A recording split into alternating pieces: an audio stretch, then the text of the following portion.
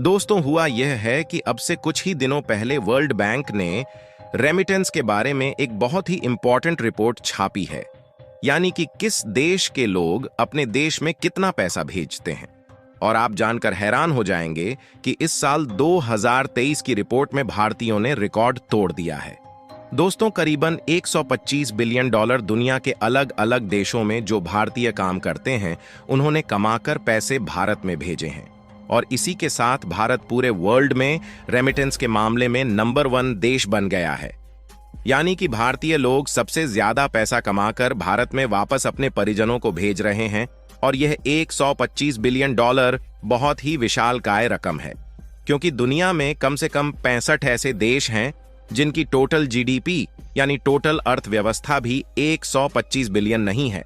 इसके पीछे world bank ने यह भी कारण बताया है कि जो दुनिया के बाकी के देश जैसे कि पाकिस्तान हो गया, फिलीपींस हो गया, बांग्लादेश हो गया, इनके नागरिक ज्यादा संख्या में काम करते हैं, लेकिन फिर भी उनके रेमिटेंस इससे कम है। वह कम पैसा कमाकर अपने देशों को भेजते हैं। पूरी डेवलपमेंट क्या है इस वीडियो में समझते हैं। भारत को मिली इस महान कामयाबी के लिए इस वीडियो को एक लाइक जरूर करें। साथ ही इसी तरह और भी नॉलेजेबल वीडियो देखने के लिए चैनल को सब्सक्राइब जरूर करें। इसके पीछे कारण यह है कि जो भारतीय लोग हैं वह ज्यादातर अब व्हाइट कॉलर जॉब में लगे रहते हैं। यानी कि विदेश में कोई डॉक्टर बन गया और कोई इंजीनियर बन गया। इसके अलावा भी भारतीय लोग पश्चिमी देशों में जाकर अब बिजनेस भी भारी मात्रा में स्टार्ट कर रहे हैं। और इसी वजह से जब वो ज्यादा इनकम करते हैं तो अपने परिजनों को भारत में ज्यादा डॉलर भी भेजते हैं। वहीं पाकिस्तान, बांग्लादेश और फिलीपींस के लोगों की बात करें तो ये लोग ज्यादातर मजदूरी के काम में लगे रहते हैं।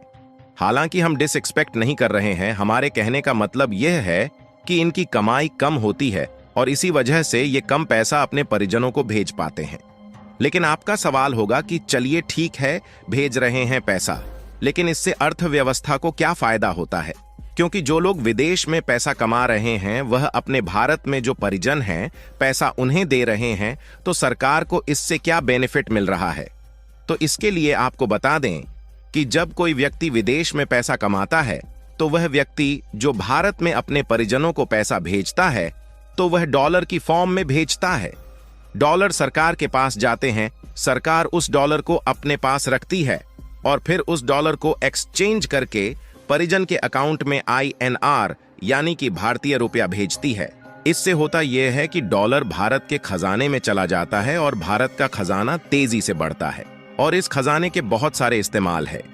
अगर हम दुनिया में कुछ भी सामान इंपोर्ट करते हैं, जैसे कि कच्चा तेल मंगा रहे हैं, तो उसकी पेमेंट भारतीय रुपये में नहीं होगी, उसकी पेमेंट होती है इसी डॉलर में जो कि खजाने में मौजूद होता है। इसके अलावा अगर देश में महंगाई बढ़ती है तो खजाना खर्च किया जाता है ताकि महंगाई को कूल डाउन किया जा सके। इसके अलावा अगर भारतीय रुपया ज्यादा गिरता है डॉलर के मुकाबले, तब भी फॉरेन मार्केट में डॉलर रिलीज करके भारतीय रुपये को बचाया जाता है। इसके अलावा एक सबसे बड़ा फायदा यह है कि हमारी इकोनॉमी को डायरेक्ट बेनिफिट देता है। दरअसल जिस देश का खजाना जितना बड़ा होता है, विदेशी जो निवेशक होते हैं उनका कॉन्फिडेंस उतना ही हाई होता है, क्योंकि उन्हें लगता है कि अगर इस देश का खजाना बड़ा है और इस देश में आने वाले समय में कोई संकट आया तो यह देश अपने खजाने से अपने देश को संभाल ले जाएगा। और जो हमने पैसा इस देश में लगाया है यानी कि निवेश किया है, वह सुरक्षित रहेगा। इसलिए वह और ज्यादा पैसा देश की अर्थव्यवस्था में इन्वेस्ट करते हैं, जिससे ओवरऑल जीडीपी बढ़ती है और उस देश में नई नई फैक्ट्रियां खुलती हैं। इससे आप अंदाजा लगा सकते हैं कि यह खजाना कितना ज्यादा इंपॉर्टेंट है। इसके अलावा रूस की मैन्युफैक्चरिंग इंडस्ट्री डूबने की कगार पर है और रूस इसमें भारत की मदद चाहता है।